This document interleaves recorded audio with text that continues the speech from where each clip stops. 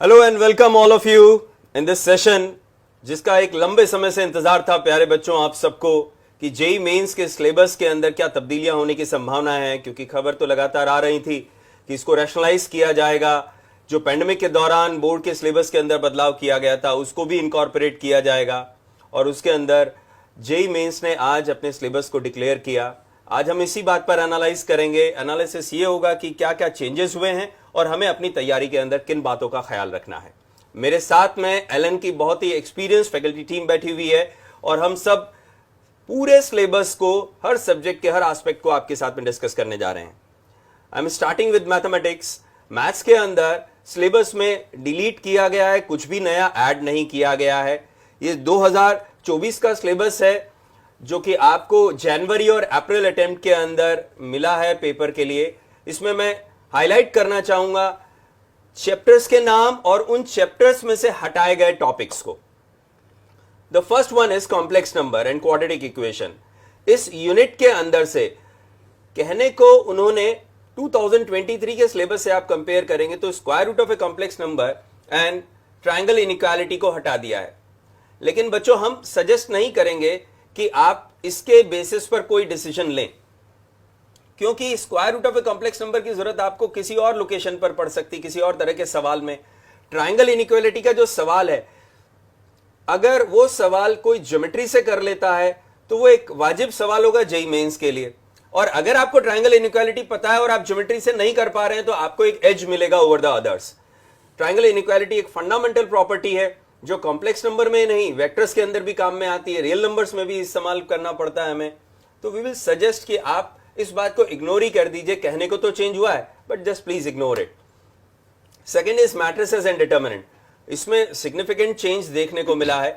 इसको देखकर ऐसा लगता है कि उन्होंने डिटर्मिनेंट्स को एक तरह से पूरी तरह से हटा दिया है, क्योंकि उन्होंने प्रॉपर्टीज ऑफ डिटर्मिनेंट हटा दिया है, क्रैमर रूल हटाया है, ये कह के कि elementary transformations test of consistency in solution of simultaneous linear equations in 2 और 3 वेरिएबल्स, यानी क्रैमर रूल, उसको हटा दिया है। तो डिटर्मिनेंट का ओवरऑल रोल खत्म कर दिया है और एलिमेंट्री ट्रांसफॉर्मेशन जो कि आपको मैट्रिसेस में मिलता था एनसीईआरटी के अंदर, elementary row transformation and column transformation जो इनवर्स ऑफ मैट्रिक्स निकालने के काम में आता था, उसको इन्होंने यहां से हटाया है। पर बच्चों मेरा सुझाव है आपको कि आप डिटर्मिनेंट को इस तरह से बिल्कुल आइसोलेट मत कीजिएगा, क्योंकि डिटर्मिनेंट का इस्तेमाल स्ट्रेट लाइन में भी होता है, वेक्टर्स के अंदर भी हमें इसको जरूरत पड़ती है, और प्रॉपर्टीज ही आप नहीं देखेंगे तो फिर डिटर्मिनेंट की कोई अंडरस्टैंडिंग नहीं होगी। तो एक बेसिक आइडिया आपको डिटर्मिनेंट का रखना चाहिए। ऐसे ही साइमल्टेनियस लीनियर इक्वेशन की जो बात इन्होंने की है वो भले ही डिटर्मिनेंट में हटा दी पर मैट्रिसेस में रखी है। मैट्रिसेस के अंदर जिसे गॉस जॉर्डन मेथड भी हम कहते हैं, Ax equals to B, x equals to a inverse b करके हम कैलकुलेट करते हैं, तो वहां पर भी क्रैमर रूल की अंडरस्टैंडिंग हमारी हेल्प करती है। तो आप इसको पूरी तरह से इग्नोर करें, ऐसे सुझाव हम आपको नहीं देंगे। एक और भी वजह है मेरे इन सजेशंस की, because we are also looking at JEE advance. अगर आप जेईई एडवांस पर फोकस कर रहे हैं तो आपको देखना पड़ेगा, इसमें आपको ड्रॉप करने का स्कोप नहीं है जब तक कि जेईई एडवांस का सिलेबस नहीं आ जाता है। पर अगर आप जेईई मेंस के लिए आपके पास कम समय बचा है, आप इतना तैयारी नहीं कर सकते हैं, तो आप डेफिनेटली अवॉइड कर सकते हैं, उसमें कोई खास बात नहीं है। आप जेईई एडवांस के लिए जेईई मेंस सेशन 2 होने के बाद में इन बचे हुए टॉपिक्स को टेकअप कर लेंगे। फिर ये एक अच्छी बात है कि मैं प्रिंसिपल ऑफ मैथमेटिकल इंडक्शन हटा दिया है और उसके ऊपर वैसे भी ऑब्जेक्टिव प्रॉब्लम्स नहीं बनते थे, एक छोटा सा चैप्टर है, तो उसको हटा देना मैं आपके लिए फायदेमंद ही मानूंगा। Properties of binomial coefficient binomial theorem के चैप्टर्स में से हटाया गया है। इसमें इस तरह के सवाल आते थे, C0 square plus C1 square plus C2 square up to Cn square, C0 C1 C1 C2 plus C2 C3 and so on.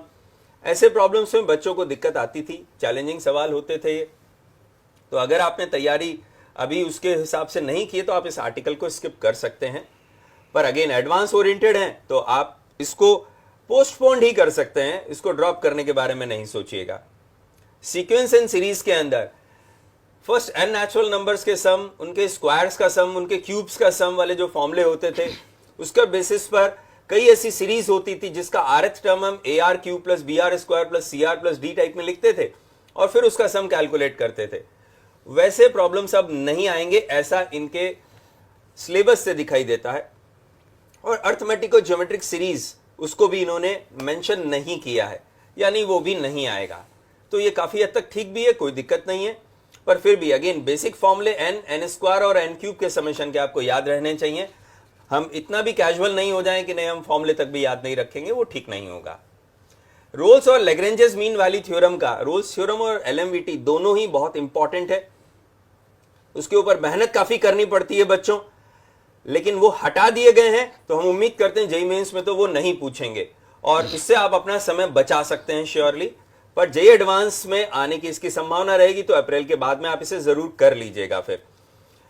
और टैंजेंट नॉर्मल के अंदर बड़ा इंटरेस्टिंग इन्होंने डेवलपमेंट लेकर आए हैं बच्चों, ये हम सबके लिए इंटरेस्टिंग है।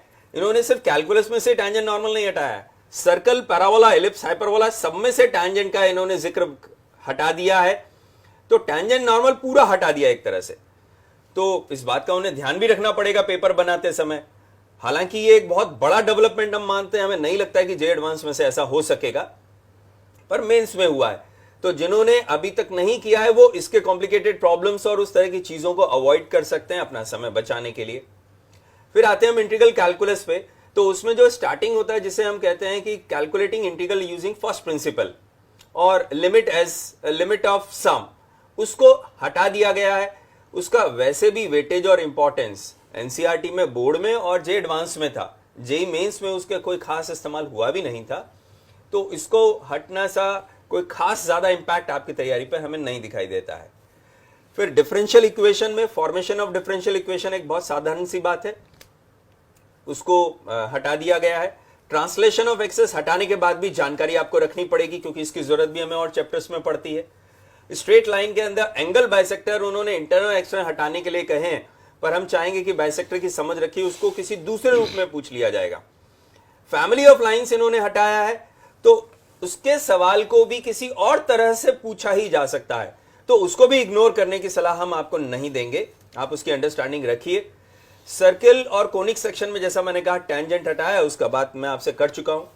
3D के अंदर एक बड़ा डेवलपमेंट है, प्लेन हटा दिया है, जिसमें खासा समय खर्च करना पड़ता था बच्चों को, तो आप वो समय अपना बचा सकते हैं। और इसके साथ वेक्टर 3D में से उन्होंने ट्रिपल प्रोडक्ट्स हटा दिए, तो वेक्टर ट्रिपल प्रोडक्ट और स्केलर ट्रिपल प्रोडक्ट से आप अपना समय अगेन बचा सकते हैं, उसके ऊपर अच्छे सवाल बन जाते थे। याद रखिएगा ये उन बच्चों के लिए जिन्होंने पहले अगर कर रखा है तो उन्हें एक सुपरफिशियल रिवीजन में कोई नुकसान नहीं है। जिन्होंने नहीं कर रखा है उनके पास बहुत ही कम समय बचा है जेईई मेंस के लिए, वो न करें तो चल जाएगा। ट्रिग्नोमेट्रिक इक्वेशन का हटा देना, हाइट एंड डिस्टेंस का हटा देना, अगेन एडवांटेजेस है बच्चों के लिए। बर्नौलीज ट्रायल और बर्नौली डिस्ट्रीब्यूशन जो है वो हम चाहेंगे कि आप उसकी बेसिक आइडिया रखें, वो हटाने के बाद भी किसी और रूप में आपसे पूछा जा सकता है। मैथमेटिकल रीजनिंग हटाना एक डेफिनेटली खुशखबरी है, क्योंकि ये अभी तक आप लोगों ने पढ़ा नहीं होगा, जनरली लोग लास्ट में ही पढ़ते हैं, तो ये हटा दिया, आपका समय भी बचा और ये चैप्टर भी थोड़ा अलग तरह का होता है और ये जेईई एडवांस में भी नहीं है, तो इसको हटा देना निश्चित तौर पर मैं आपके लिए एक खुशखबरी मानता हूं। That's all about the mathematics. अब मैं चलता हूं फिजिक्स के लिए। सुदीप चतुर्वेदी सर हमारे साथ में जुड़े हुए हैं, वर्षों का उनको अनुभव है, वो हमें बताएंगे कि किस तरह से फिजिक्स में ध्यान रखना है बच्चों आपको। हेलो बच्चों, दो बातें मैं कहना चाहता हूं आपसे। पहली बात तो ये है कि जो टॉपिक्स हट गए हैं, राइट, जो टॉपिक्स हट गए हैं उन टॉपिक्स को जब आप सोचोगे ना तो बहुत खुशी मिलेगी आपको, है ना। और जो टॉपिक्स ऐड हुए हैं उनको आप सोचोगे तो उनसे दुख नहीं होगा आपको। तो अल्टीमेटली अगर आप देखोगे तो डबल फायदा है आपको ना। तो सबसे पहले मैं आपको बताता हूँ जो टॉपिक हट गए हैं वो उनसे खुश होने की जरूरत कैसे है ना, ध्यान से देखना आप। सबसे पहले तो जो तकलीफ देने वाला टॉपिक था, एक तो कार्नोट इंजन था, राइट। तो कार्नोट इंजन था और उसकी एफिशिएंसी वाली जो बात थी, तो कार्नोट इंजन एफिशिएंसी इन्होंने हटा दिया है। तो उसमें थोड़ा सा जद्दोजहद करनी पड़ती थी, तो जद्दोजहद से आप बच गए, राइट। सबसे बड़ी जो खुशखबरी की बात है जो मैं आपको बताना चाहता हूँ, आप समझना ध्यान से, जो आप पढ़ते हो ना डैम्ड ऑसिलेशंस, फ्री ऑसिलेशंस, और जो आप रेजोनेंस और ये सब पढ़ते हो आप, ये बहुत तकलीफ देते थे ना, तो वो वाली चीज़ इन्होंने हटा दी है। तो आप समझ लो कि कितना फ़ायदा हुआ आपको इस चीज़ से ना। और सबसे एक बड़ा आश्चर्यजनक बात इसमें देखने को मिली, डॉपलर इफेक्ट इन साउंड हटा दिया इन्होंने। बट ठीक है, चलो जेईई एडवांस के लिए तो आपको वैसे भी पढ़ना था वो चीज़, तो डॉपलर इफेक्ट इन साउंड तो वैसे भी आप जरूर पढ़ना इसको। लेकिन जो फ्री, फोर्स्ड और डैम्ड ऑसिलेशन इन्होंने हटाया है और रेजोनेंस वाली जो चीज़ इन्होंने हटाया है, उसमें थोड़ी तकलीफ होती थी, तो उस तकलीफ से आप बच जाओगे। तो ये एक बड़ी अच्छी बात है। और एक बहुत इंपॉर्टेंट बात मैं आपको बताना चाह रहा था यहाँ पर कि इन्होंने इलेक्ट्रोमैग्नेटिक वेव्स में अगर आप देखोगे तो इन्होंने क्वालिटी फैक्टर हटा दिया है। तो वैसे तो क्वालिटी फैक्टर जे एडवांस के लिए बहुत ज़रूरी है, तो आप सजेस्ट मैं आपको ये करूँगा कि इसको मत छोड़ना आप, राइट। अब एक और बड़ी इंटरेस्टिंग बात है जो इन्होंने हटाया था, उसके बारे में बात करते हो। डेविसन जर्मर एक्सपेरिमेंट जो है, डेविसन जर्मर एक्सपेरिमेंट जो है वो जिसमें हम wave nature of material particle देखते थे, वो वाली चीज़ उन्होंने हटा दी है। तो बड़ा वो थोड़ा अजीब सा टॉपिक था वो, और समझने में बहुत दिक्कत आती थी। तो ये बड़ी खुशखबरी की बात है ना। और सबसे ज़्यादा खुशखबरी की बात मैं आपको बताता हूँ जो इन्होंने हटाया है, वो है सेमीकंडक्टर डिवाइसेस में ट्रांजिस्टर हटा दिया इन्होंने। और ट्रांजिस्टर बहुत ही तकलीफ दे था ना, मतलब मैं आपको बताऊँ कि बहुत ज़्यादा पढ़ने के बाद भी ट्रांजिस्टर के बारे में बहुत ज़्यादा आइडिया नहीं आता था ना, और बहुत तकलीफ होती थी। तो सबसे अच्छी बात यह है कि ट्रांजिस्टर हटा दिया इन्होंने, पूरा का पूरा पोर्शन ही इन्होंने डिलीट कर दिया है। और एक और खुशखबरी की बात मैं आपको बताता हूँ यहाँ पर कि कम्युनिकेशन सिस्टम जो था उन्होंने पूरा टॉपिक ही डिलीट कर दिया, कम्युनिकेशन सिस्टम, जो कि बहुत ही मतलब टॉर्चरस था, ऐसा मान के चलो आप, है ना। आप ये समझ लो कि बस जब बच्चे पढ़ते थे तो रट के चले जाते थे और समझ में कुछ नहीं आता था। तो ये वाली चीज़ उन्होंने हटा दी है।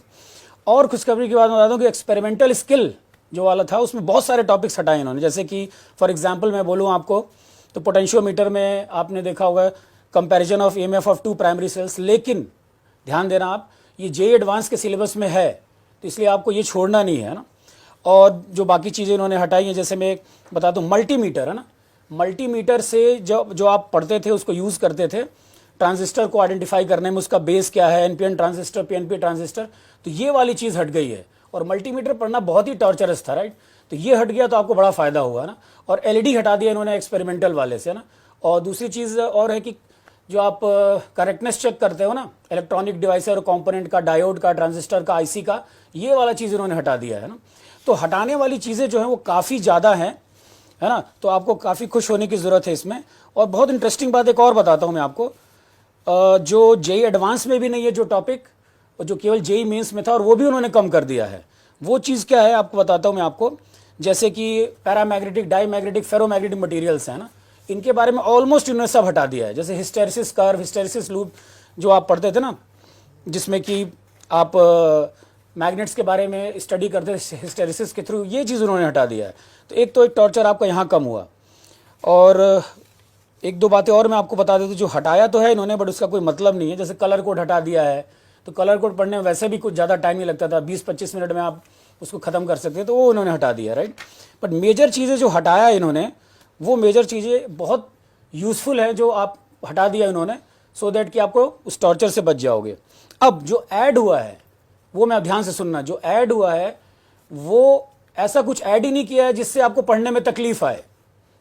सबसे बड़ी बात है कि जे एडवांस में वो टॉपिक वैसे भी पढ़ना ही पढ़ना है आपको। जैसे एग्जांपल मैं आपको बताता हूँ, आप खुद ही समझ में आ जाएगा और आपको हंसी आएगी सुन के।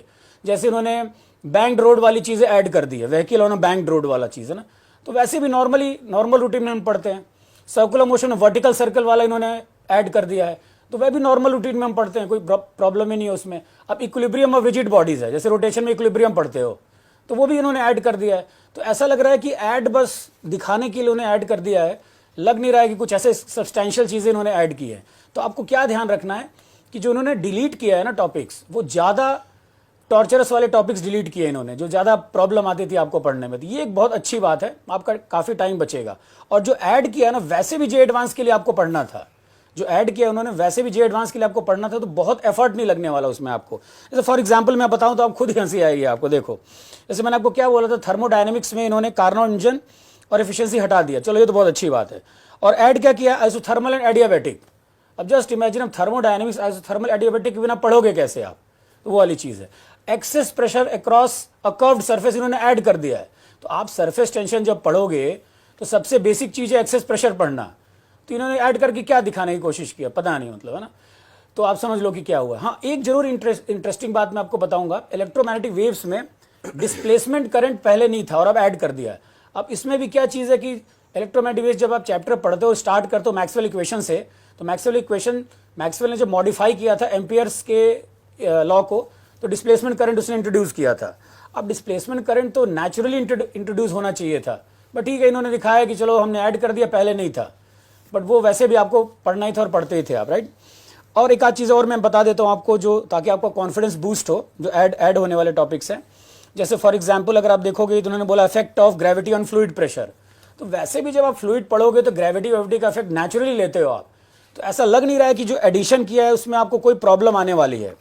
हाँ, एक चीज़ और जरूर ध्यान रखना आप, जैसे मोबिलिटी इन्होंने ऐड किया करंट इलेक्ट्रिसिटी में, मोबिलिटी और उसका रिलेशन इलेक्ट्रिक करंट के साथ, तो ये ठीक है, आप थोड़ा ध्यान से इसको पढ़ सकते हो। अदरवाइज अगर मैं आपको समअप करूं और समराइज करूं तो एडिशन वाले टॉपिक्स बिल्कुल भी आपको चिंता करने की ज़रूरत नहीं है, एकदम नॉर्मल जैसे आप पढ़ाई कर रहे थे बिल्कुल वैसे पढ़ो। और जो डिलीट हुए हैं टॉपिक, मेजर टॉपिक में एक बार और बोल देता हूं जिससे आप बिल्कुल चेयरफुल हो सकते हो, और वो टॉपिक लास्ट में भी हम पढ़ते हैं। जैसे सेमीकंडक्टर है, इसमें इन्होंने क्या कर दिया, ट्रांजिस्टर पूरा हटा दिया है, जो which was very very torturers topic, right, तो वो पूरा हट गया है। कम्युनिकेशन सिस्टम वाला पूरा हट गया है, तो वो एक बड़ी अच्छी बात है। कार्नोट इंजन हटा दिया इन्होंने, तो वो एक बहुत अच्छी बात है। हाँ, जो पोटेंशियोमीटर इन्होंने हटाया था ना, वो जरूर आप पढ़ लेना, क्योंकि वो वैसे भी जे एडवांस के लिए जरूरी है। हाँ, एक थोड़ा इंटरेस्टिंग चीज़ और है कि इन्होंने साइक्लोट्रॉन हटा दिया है। अब साइक्लोट्रॉन पता नहीं क्यों हटाया, समझ नहीं आया। वो नेचुरली आप जब मैग्नेटिक फील्ड पढ़ते हो ना, तो जे एडवांस के लिए साइक्लोट्रॉन पढ़ना ही पड़ता है, तो वो इन्होंने हटाया है। हाँ, और एक अच्छी चीज़ ये है कि जो मैंने पहले ही बोला था आपको, फ्री फोर्स्ड और डैम्ड ऑसिलेशन, ये बहुत टॉर्चरस था, तो ये इन्होंने हटा दिया है, तो ठीक है, मतलब आप कह सकते हो कि आप इसको स्किप कर सकते हो। लेकिन जे एडवांस में चूंकि पिछले साल ही ऐड हुआ है फ्री फोर्स्ड डैम्ड ऑसिलेशंस, तो ये चीज़ आप एक बार ध्यान रखना है ना। वैसे अगर आप मुझसे पूछोगे कि टाइम कम है आपके पास और मुझे फ्री फोर्स्ड डैम्ड ऑसिलेशन पढ़ना चाहिए कि नहीं पढ़ना चाहिए, तो मैं बोलूँगा अगर आपके पास टाइम कम था स्किप कर सकते हो। लेकिन एक चीज़ और इसका है, दूसरा पहलू, कि जब अल्टरनेटिंग करंट सर्किट आप पढ़ते हो ना, तो अल्टरनेटिंग करंट सर्किट में आप फोर्स्ड ऑसिलेशन जरूर पढ़ते हो ना। कहते हैं ना LCR circuit with AC source, तो LCR circuit with AC source क्या चीज़ है, डैम्ड फोर्स्ड ऑसिलेशन है। तो डैम्ड फोर्स्ड ऑसिलेशन जो है वो वैसे भी नेचुरली आप पढ़ते हो एसी में, है ना, तो वो आपको पढ़ोगे तो वैसे भी एफर्ट नहीं लगेगा। लेकिन जो केवल डैम्ड ऑसिलेशन है और केवल फ्री ऑसिलेशन जो वाली चीज़ है, वो चीज़ आप चाहो तो स्किप कर सकते हो। तो मुझे लगता है कि ओवरऑल आप देखोगे तो जो सिलेबस में चेंजेस आए आपके फ़ायदे के लिए हुए हैं। और लास्ट में जाते जाते मैं एक चीज़ और बता दूं, थोड़ा सा आपको हंसी आएगी। न्यूक्लियर फिजिक्स में इन्होंने देखो क्या क्या हटा दिया है। इन्होंने हटा दिया रेडियो एक्टिविटी, हटा दिया अल्फा बीटा गामा, हटा दिया इन्होंने रेडियो एक्टिव लॉ, हटा दिया इन्होंने। तो पता नहीं न्यूक्लियर फिजिक्स में रखा क्या इन्होंने ना, अब जो भी इनको समझ में आएगा वो है। और एक चीज़ और है, डेमिसन जर्मन एक्सपेरिमेंट जो इन्होंने हटाया है वो भी बहुत अच्छा किया है, क्योंकि वो समझने में बहुत तकलीफ आती थी। ठीक है बच्चों, तो ओवरऑल फिजिक्स के पॉइंट ऑफ व्यू से आपको बिल्कुल रिलैक्स होने की ज़रूरत है, बिल्कुल टेंशन करने की ज़रूरत नहीं। आपकी स्ट्रेटेजी में मुझे नहीं लगता कि कोई चेंज करने की ज़रूरत है पढ़ाई करते समय। इनफैक्ट आपको रिलैक्स ही रहना है और कंप्लीट करना अपना topic. All the best, God bless you. अब मैं फिजिकल केमिस्ट्री वाले सर को बोलना चाहता हूँ, Neeraj Kumar sir. Hello students, जहाँ तक फिजिकल केमिस्ट्री का सिलेबस चेंजेज का प्रश्न है, फिजिकल केमिस्ट्री के सिलेबस में मेजर चेंजेज सिर्फ जो देखने को मिला है वह है कि इन्होंने solid state chapter, surface chemistry chapter, 2 chapter complete delete किए। गैसियस स्टेट चैप्टर भी स्टेट ऑफ मैटर में इन्होंने डिलीट तो किया, बट ऑब्वियस है कि पीवी इक्वल टू एनआरटी तो हर जगह लगेगा। तो मेजर 3 टॉपिक उन्होंने कम्प्लीटली डिलीट किए हैं, solid state, gaseous state as well as surface chemistry. लेकिन अब इसमें जो एक बहुत इंटरेस्टिंग चीज़ है वह है कि लास्ट में यूनिट 20 में आप देखो, सबसे लास्ट में जो पीला कलर का किया हुआ है उसमें 3rd पॉइंट पढ़ो, उसमें लिखा हुआ है preparation of lyophilic and lyophobic sols. अब यदि आप सरफेस केमिस्ट्री कंप्लीट डिलीट करेंगे तो ये प्रिपरेशन कैसे पढ़ेंगे। तो इन्होंने किया क्या है कि सरफेस केमिस्ट्री तो एनसीईआरटी से डिलीट कर दिया, मतलब उसके अनुसार उसने डिलीट कर दिया, बट लैब मैनुअल में चूंकि यह पढ़ना है तो लैब मैनुअल में के अनुसार इसने यहाँ पर सिलेबस डाल दिया। तो सरफेस केमिस्ट्री में अब आप कैटेलिसिस तो बाय डिफ़ॉल्ट ऑर्गेनिक इनऑर्गेनिक के साथ पढ़ना ही पड़ता है। एडजॉर्प्शन वाला पोर्शन आप छोड़ सकते हैं, बट जेई एडवांस में वो आएगा। तो जेई एडवांस में आएगा मतलब अब तक के सिनेरियो के अनुसार, क्योंकि लास्ट ईयर ही जेई एडवांस में उन्होंने फ्रेंडलिच के साथ साथ लैंगमियर, एडजॉर्प्शन, आइसोथर्म भी जोड़ा। तो चूँकि लास्ट ईयर जोड़ा तो इट इज़ एक्सपेक्टेड कि इस साल भी दे विल कंटिन्यू। तो आपको सरफेस केमिस्ट्री थोड़ा तो पढ़ना ही पड़ेगा, स्पेशली जब लायोफिलिक, लायोफोबिक, कोलवाइड आप पढ़ेंगे तो कोलवाइड्स आपको एक बार पूरा पढ़ना पड़ेगा। थर्मो केमिस्ट्री सिलेबस में है, वहाँ जहाँ एनसीईआरटी ने थर्मो केमिस्ट्री पढ़ाया है वहाँ इंथाल्पी ऑफ न्यूट्रलाइजेशन की बात नहीं की गई है।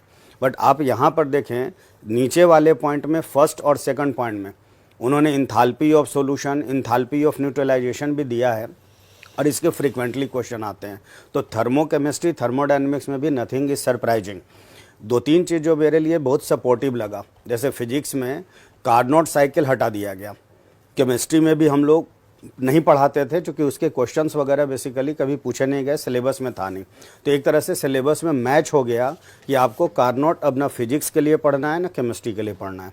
रेडियो एक्टिविटी, हालांकि सरप्राइजिंगली कभी कभी जेई मेंस के पेपर में इक्का दुक्का क्वेश्चन देखने को मिल जाते हैं, but radioactivity is not the part of JEE mains syllabus. Fortunately physics के सिलेबस से भी ऑलमोस्ट हटा ही दिया गया उसको, तो वह भी एक थोड़ा सा मैचिंग है कि वह बर्डन थोड़ा कम होगा, बट वो फर्स्ट ऑर्डर काइनेटिक्स है तो उसमें ज़्यादा समस्या आती नहीं है। तो फिजिकल केमिस्ट्री में आपको स्ट्रेटजी में ज़्यादा कुछ चेंज नहीं करना है। हैप्पीनेस फैक्टर सिर्फ एक है कि सॉलिड स्टेट अब हटा दिया गया है, तो वह चैप्टर आप कंप्लीटली जेई मेंस के लिए छोड़ सकते हैं, बट एडवांस में प्रोबेबली फिर से पूछा ही जाएगा, इसलिए एडवांस के लिए आपको बाद में प्रिपेयर करना पड़ेगा।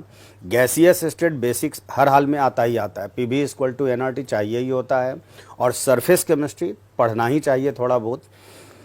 जो टॉपिक्स वगैरह डिलीट किए गए फिजिकल केमिस्ट्री में एक बार आप देख लें, मोल कंसेप्ट में इन्होंने डिलीट किया accuracy and precision, SI units वगैरह, जो कि नहीं भी डिलीट किया जाए तो बेसिकली तो आपको यूनिट्स पढ़ने ही पढ़ने हैं।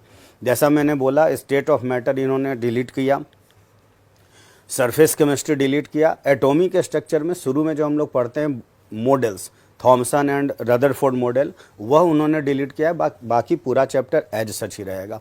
तो फिर से मैं समअप कर रहा हूँ फिजिकल केमिस्ट्री को लेके कि जैसा आप पढ़ रहे हैं वैसा ही पढ़ते रहें। सिर्फ और सिर्फ अब आपको सॉलिड स्टेट कंप्लीट स्किप करने में जेई मेंस के व्यू से फ़ायदा है, बाकी तो आपको पढ़ना ही है। अब मैं अपने senior faculty Kapil Bhardwaj sir को कहूँगा कि इनऑर्गेनिक केमिस्ट्री के लिए आपको गाइड करें। Over to you sir. Thank you sir. Inorganic chemistry में बच्चों देखा जाए तो बहुत मेजर चेंजेस आए हैं। सिलेबस में कुछ चैप्टर हटाई दिए गए हैं। इसमें से सिलेबस में अगर जाऊँ आगे मैं, तो पहले तो जो चेंज हुआ है बच्चों, जो हम सभी टीचर्स ने आपको जो सिलेबस दिखाया है, बता दूं पहले आपको, ये 24 में जो भी सिलेबस आज जेई की वेबसाइट पर अपलोड हुआ है, ये उसी सिलेबस का पार्ट है जो हम आपको शो कर रहे हैं, और लास्ट में जो स्लाइड आ रही है वो चेंजेस को रिप्रेजेंट कर रही हैं। इसके अलावा जेई मेन के अंदर सिलेबस में चेंजेस हुए हैं, आज क्या अपडेट्स आए हैं, जेई की वेबसाइट पर ब्रोशर भी रिलीज हुआ है। अगर आपको उसका लिंक चाहिए तो हमारे को वो भी हमारी डिस्क्रिप्शन में अवेलेबल है, आप वहाँ जाकर के सारा कंटेंट देख सकते हैं। तो मैं सिलेबस दिखाऊं पहले आपको बच्चों इनऑर्गेनिक केमिस्ट्री का। तो ये पीरियोडिक टेबल, पीरियोडिक प्रॉपर्टीज का चैप्टर 9 एज इट इज ही है। पी ब्लॉक काफ़ी चीज़ इसमें कट गई हैं। पी ब्लॉक लिखा तो है ग्रुप 13 to 18 एलिमेंट्स लिखे हैं, लेकिन उनके कंपाउंड्स वगैरह हटा दिए हैं। हालांकि बहुत क्लियरिटी नहीं है, जैसा कि सब्जेक्ट में हो रहा है, ऐसे हमारे साथ भी है, पूरी क्लियरिटी नहीं है, लेकिन देखते हैं अभी क्या क्या चेंजेस हुए हैं। एक डी ब्लॉक, एफ ब्लॉक को एज इट इज रखा है जैसा पिछले साल था, बिल्कुल वही, कुछ चेंजेस नहीं है इसके अंदर। उसके अलावा inner transition element, lanthanide, actinide भी एज इट इज लिखा हुआ जिस तरह से अभी तक सिलेबस में लिखा हुआ आ रहा था।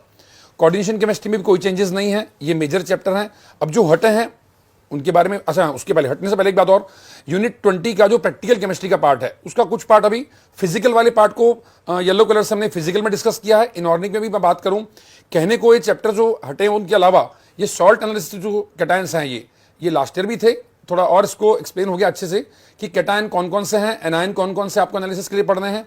तो ये इनऑर्गेनिक केमिस्ट्री का प्रैक्टिकल रिलेटेड पार्ट है बच्चों। अब बात वहीं आती है कि जो पी ब्लॉक से उन्होंने हटाया है, उनके बिना ऐसा पॉसिबल ही नहीं है। क्या H2S के बिना हम कैटायंस को आइडेंटिफाई कर सकते हैं? नहीं। क्या हम सल्फ्यूरिक एसिड के बिना हम एनायंस को आइडेंटिफाई कर सकते हैं? वो भी पॉसिबल नहीं है। तो HCl, NaOH जो रिएजेंट्स हैं वो S ब्लॉक, P ब्लॉक से ही आते हैं। तो वो सारे रिएजेंट्स कुछ ना कुछ तो हमें उनके बारे में जानकारी रखनी ही पड़ेगी। तो उनके बिल्कुल ही उनको छोड़ दें, ऐसा नहीं कर सकते। जो डिलीट हुए टॉपिक, अब उनके स्लाइड दिखाना चाहूंगा बच्चों आपको मैं। सबसे पहला टॉपिक जो है general principle and process of extraction, मतलब मेटलर्जी चैप्टर लगभग पूरी तरह डिलीट हो गया है। बट यहां मैं आपको कहना चाहूंगा कि अगर आपने ओर्स वगैरह याद किए हैं तो आप ऐसा मत सोचना कि ये हमें छोड़ देने चाहिए। इवन जेई मेन में भी ओर्स के कुछ फॉर्मूले ब्लॉक केमिस्ट्री में लिखे हुए हैं और कुछ फॉर्मूले डी ब्लॉक में भी लिखे हुए हैं। देखो डी ब्लॉक सिलेबस से नहीं हटा है, डी ब्लॉक में नहीं हटा, लेकिन उनके कुछ ओर्स के नेम और फॉर्मूले वहां भी रिप्रेजेंट किए हुए हैं।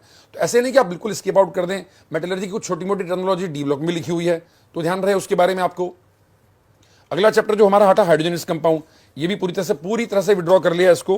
हाइड्रोजनस कंपाउंड में बस एक चीज मुझे है कि H2O2 के यूजेस वेरियस ऑर्गेनिक और इनऑर्गेनिक केमिस्ट्री में सब जगह होती है। इवन फिजिकल केमिस्ट्री में भी काफी जगह शायद H2O2 की यूजेस हैं ही सही। तो उसको थोड़ा सा देखना चाहिए आपको for the purpose of knowledge, and बाकी सब जगह उसके एप्लीकेशन है, इसलिए हाइड्रोजनस कंपाउंड बाकी आप स्किप करेंगे जेई मेन के लिए। एस ब्लॉक लगभग पूरा विड्रॉ हो चुका है इसमें से। पी ब्लॉक में से थोड़ा क्लैरिटी हमें नहीं है, बट फिर भी जो हटाएं बता दूं आपको, इन्होंने क्या कि जनरल प्रॉपर्टीज, उनके कंपाउंड्स वगैरह, उनके बारे में सब हटा दिया है। जैसे मतलब ऑक्सीजन फैमिली तो लिखा है उन्होंने कि ऑक्सीजन के एलिमेंट्स और उसकी रिएक्शन, उसकी फिजिकल केमिकल प्रॉपर्टीज, तो मतलब अगर फॉस्फोरस पढ़ रहे हैं तो फॉस्फोरस की रिएक्शन से तो PCl3 बनेगा, फॉस्फोरस की रिएक्शन से तो PH3 बनेगा। अब वो कितना हटा है पता नहीं, हाँ, लेकिन उनकी exclusive phosphine, sulphuric acid, nitric acid, वो कहने के इन्होंने हटा दिए हैं, बट वही उनके एप्लीकेशन सॉल्ट एनालिसिस में कहीं ना कहीं है ही सही। लास्ट चैप्टर हमारा एनवायरमेंटल केमिस्ट्री। ये एनवायरमेंटल केमिस्ट्री भी कुछ इसी तरह का टॉपिक था, जैसे कि मैथ्स में भी कुछ टॉपिक ऐसे थे सर, फिजिक्स में आपने बताया, हमारा एनवायरमेंटल टॉपिक भी ऐसा ही था। बच्चे थोड़ा सा इससे परेशान ही रहते थे, लेकिन अच्छा है, बच्चों के लिए वेलकम है कि एनवायरमेंटल जैसे इन्फॉर्मेशन हमें नहीं याद करनी पड़ेगी। तो लेकिन एक बात और जोड़ना चाहूंगा यहाँ पर मैं, जेई एडवांस में पिछले साल ये टॉपिक ऐड हुआ है एनवायरमेंटल केमिस्ट्री। तो अभी जो भी हम चेंजेस की बात कर रहे हैं जेई मेंस के लिए कंसीडर करना, आप अगर आप एडवांस ओरिएंटेड है, आप बिल्कुल एडवांस को इंपॉर्टेंस दे के चल रहे हैं, तो आप ऐसा नहीं कि इनको बिल्कुल अभी से विड्रॉ कर दें। हाँ, जेई मेन के लिए आप इन्हें होल्ड पे रख सकते हैं, जेई मेन की आप इनको जरूरत नहीं है, लेकिन जिन बच्चों का टारगेट जेई मेंस ही एक्सक्लूसिवली, आप बिल्कुल इन्हीं पर फोकस करिए, उन्हीं के आसपास रहिए, ये ज्यादा बेनिफिशियल रहेगा आपके लिए। तो एनवायरमेंटल केमिस्ट्री की बात करी मैंने, सिलेबस जो हटा उसके बारे में किया है। मैं बस यही कहूंगा कि जो चेंजेस हुए हैं, इन चेंजेस से बेनिफिट तो है ही आपको डेफिनेटली, लेकिन पेपर जो चेंजेस आएंगे वो सभी के लिए आएंगे। पेपर अगर इजी बनेगा, इन सिलेबस के हट जाने से क्वेश्चंस में डिफरेंस आएगा, तो सबके लिए इजी होगा। लेकिन मतलब बहुत क्लियरिटी नहीं है। जैसे जेई मेन ने कोविड के समय कहा था कि ये टॉपिक जो हैं ये ऑप्शनल रहेंगे, बट वो तीनों ही साल ऑप्शनल ले रहे, शायद मेटलर्जी जैसा टॉपिक हुआ, ये टॉपिक ऑप्शनल कभी नहीं रहे हैं, ये हमेशा मेन सेक्शन में आए, इंटीरियर सेक्शन में नहीं आए हैं। तो अभी देखते हैं क्या चेंजेस दिखते हैं हमें, पेपर में क्या दिखता है। ऐसा नहीं कह सकते कि इनको छोड़ ही देना है बिल्कुल, इन सभी टॉपिक्स को थोड़ा टच किया है आपने, पढ़ा है तो पढ़ते रहें। हाँ, लेकिन एनवायरमेंटल को आप बिल्कुल विड्रॉ कर सकते हैं, जैसा कि सर ने कहा सॉलिड स्टेट को विड्रॉ कर सकते हैं बिल्कुल। तो ऐसे ही कुछ टॉपिक हैं, इनको हम छोड़ सकते हैं। तो अब मैं इसके आगे ऑर्गेनिक केमिस्ट्री के लिए पॉल सर को कहना चाहूंगा, सर आप प्लीज गाइड करें। Thank you sir. Hello students, good evening to all of you. आज हम लोग का ये डिस्कशन हो रहा है कि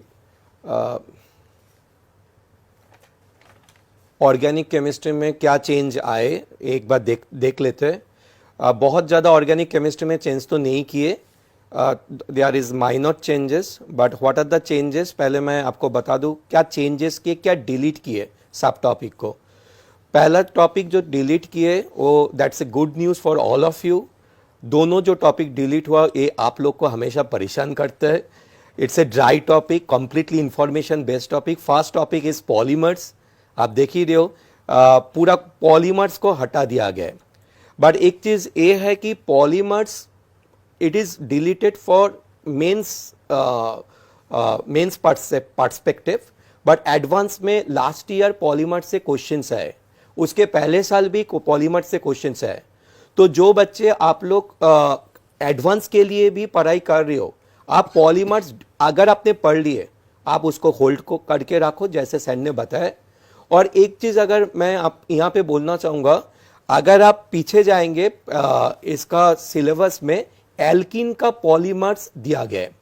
नाउ एल्कीन का polymers is in the syllabus, but polymers is not in the syllabus.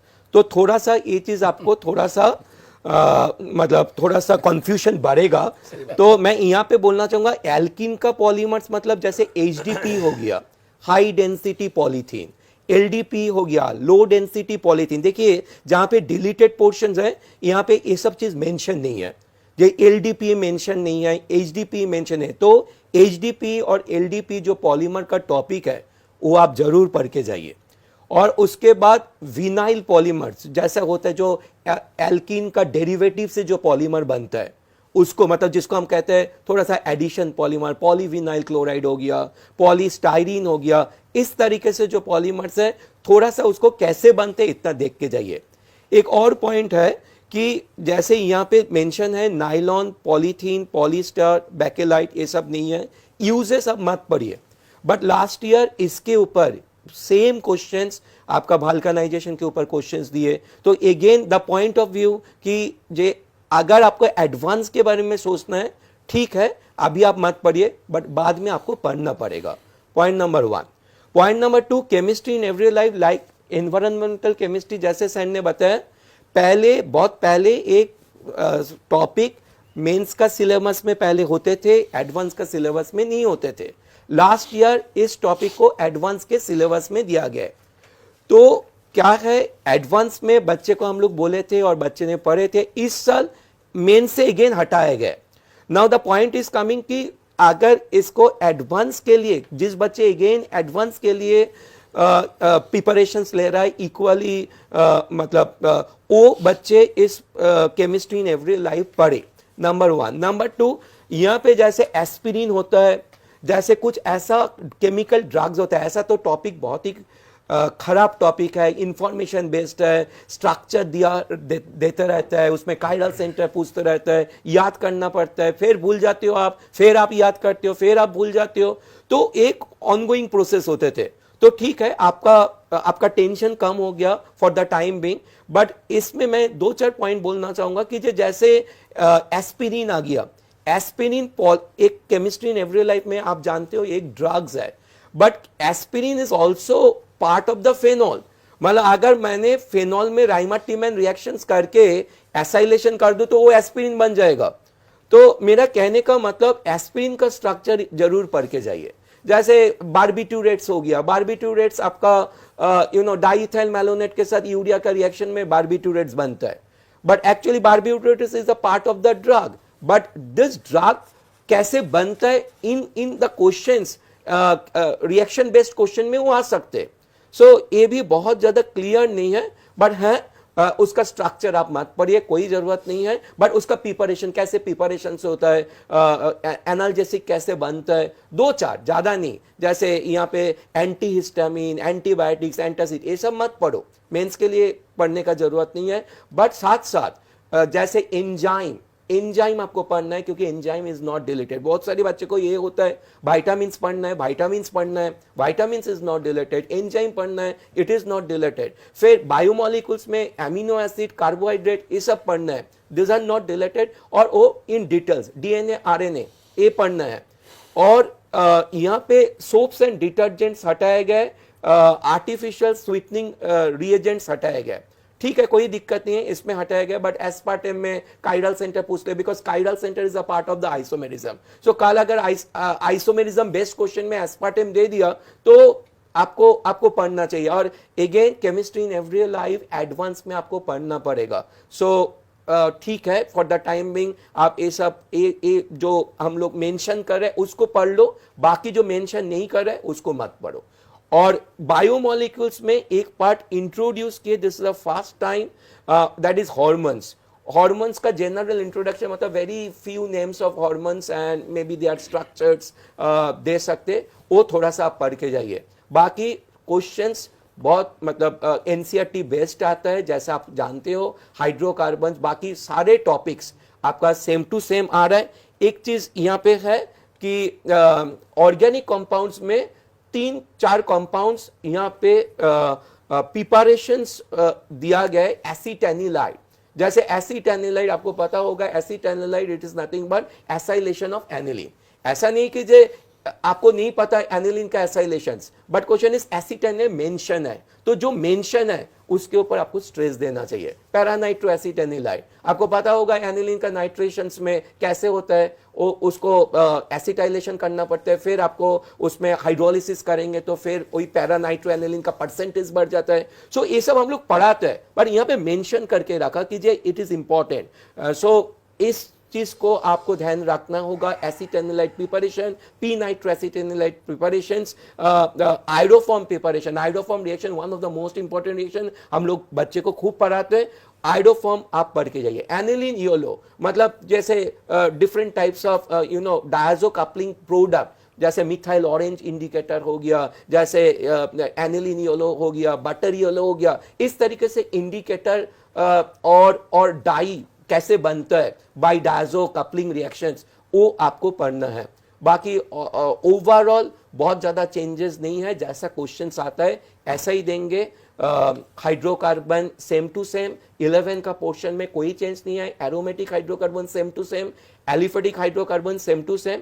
12 में जो पोर्शन में आपको सबसे ज्यादा टेंशन होते थे, लास्ट पोर्शन जो आपको याद नहीं रहते, आप रिलैक्स हो जाइए फॉर द टाइमिंग मेंस के लिए, ये वो टॉपिक आपको इस टाइम में मेंस के लिए नहीं करना पड़ेगा. That's all from my side.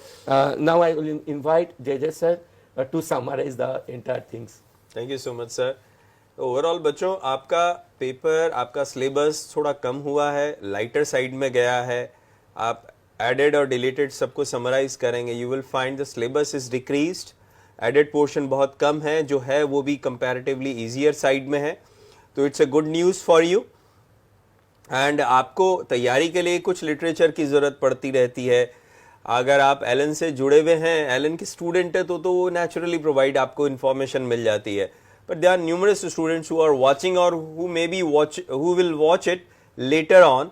तो उनको मैं बता दूं कि हमारी टेलीग्राम चैनल है, यूट्यूब चैनल के अलावा और भी जितने भी मीडियम्स हैं उसकी डिटेल हमने इसमें चैट बॉक्स में दे रखी है. नीचे लिंक में आपको मिल जाएंगी. वहाँ से उस स्टडी मटेरियल को, जैसे प्रीवियस ईयर के जेई मेंस के पेपर्स हैं, previous year JEE mains paper में एक चैप्टर वाइज सिग्रीगेशन होता है कि आप चैप्टर वाइज ले सकें. तो उसकी जानकारी, उसके पेपर्स, उसके problems along with the solutions, वो सब भी देश के सारे बच्चों के लिए फ्री ऑफ कॉस्ट अवेलेबल रहते हैं. आप वहाँ से उन्हें डाउनलोड कर सकते हैं, अपनी तैयारी को और बेहतर बना सकते हैं. बच्चों मैं यहाँ पे कहना चाहूँ बच्चों, एक काफ़ी बार क्वेश्चन आ रहा है बीच में कि जेई एडवांस की सिलेबस से हम क्या एक्सपेक्ट करें, उसमें कुछ चेंजेस होगा क्या. तो सर इसमें मतलब जो मेरा व्यू है, मैं पहले बताता हूँ, फिर आप एक बार आप भी शेयर करें. मतलब मुझे लगता है कि जेई एडवांस जब सिलेबस चेंज करता है तो काफ़ी मार्जिन के साथ चेंज करता है. जब 22 के लिए उन्होंने नए सिलेबस डिक्लेयर किया था, शायद 15 महीने का मार्जिन था उसमें जब डिक्लेयर किया था. तो मुझे लग रहा है कि जो जेई एडवांस ओरिएंटेड है उनको ऐसे ही काम करते रहना चाहिए जैसे कर रहे हैं अभी. वो उसमें ज़्यादा चेंजेस नहीं करें. मतलब मुझे बहुत कम चांसेस लग रहे हैं. बाकी तो सिलेबस आने पर ही क्लियर होगा, बट फिर भी एक बार वेट करें. अभी आप उसको इस तरह से न ट्रीट करें कि मैंने जेई का चेंज हो गया है तो एडवांस का भी चेंज हो ही गया होगा. क्या कहते हैं सर आप? बिल्कुल सही है, मैं सहमत हूं सर की बात से. अभी अपनी तैयारी को अननेसेसरी इससे डिरेल या डिस्ट्रैक्ट करने की बिल्कुल जरूरत नहीं है. आप एडवांस के ऊपर जैसे तैयारी कर रहे थे उसी मोमेंटम से करते रहिए, 1% भी कमी मत लेकर आइए. और जब सिलेबस आएगा तो उसके बाद में हम वापस से आपके पास आएंगे, आपको सारी जानकारी उसे अपडेट करेंगे. बच्चों जेई एडवांस हो, जेई एडवांस के अंदर वैसे भी चीज़ें इतनी कनेक्टेड रहती है. आज जैसे ट्रिग्नोमेट्रिक इक्वेशन हटाने की बात कहते हैं, तो एक चैप्टर से हटा दिया, बाकी 4 जगह पर आप कैसे छोड़ सकते हैं कि आपको बेसिक ट्रिग्नोमेट्रिक इक्वेशन हैंडल करनी नहीं आती. इवन फिजिक्स में ही जरूरत पड़ जाती होगी आपको. आप कैसे क्या चीज़ें हटाएंगे. तो इसलिए मैं केडब्ल्यू सर की बात से बिल्कुल सहमत हूँ. तो बच्चों आज मैं उम्मीद करता हूँ हमने आपकी काफ़ी, क्योंकि इन्फॉर्मेटिव रखना था सेशन, बच्चों को डिटेल में जानने की इच्छा थी. हमारे पास में बच्चों के रेगुलरली मैसेजेस, कॉल्स आ रहे थे, इसलिए हमने इसको डिटेल में रखा. और आज का सेशन हम यहीं ओवर करते हैं. आप सबको हम पूरे एलन फैमिली की तरफ से ढेर सारी शुभकामनाएं देते हैं आपकी तैयारी के लिए. Thank you so much to all of you.